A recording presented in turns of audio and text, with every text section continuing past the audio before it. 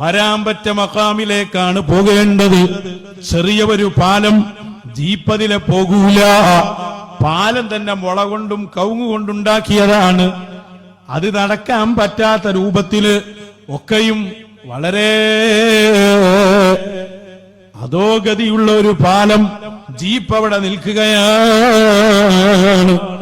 ഹാജിയാര് ജീപ്പിൽ നിന്നിറങ്ങിയിട്ട് പറഞ്ഞു, ശൈഖുന, ഇനി നമുക്കിതിലൂടെ അങ്ങ് നടന്നു പോകാം, നമുക്കൊന്ന് നടന്നു പോകാം. നടക്കാൻ തന്നെ പറ്റുമോ എന്നുള്ള പ്രശ്നത്തിലാ മൂപ്പരുള്ളത്. ശൈഖുന ഒന്നും മിണ്ടിയില്ല, ശൈഖുനൊന്നും മിണ്ടിയില്ല.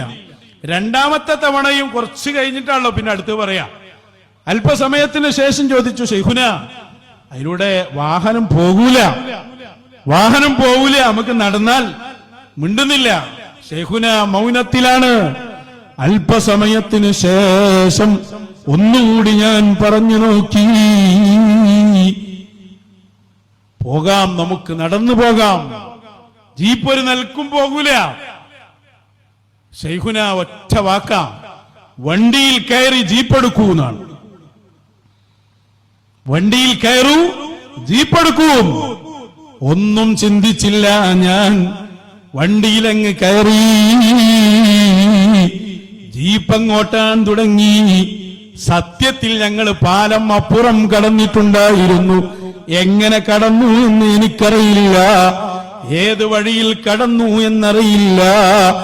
ആ വാരാൻ പറ്റ മഖാമിന്റെ മുമ്പിൽ ചെന്ന് ജീപ്പ് നിൽക്കുകയാണ്. ശൈഖുന ഇരിക്കുന്ന വണ്ടിയല്ലേ,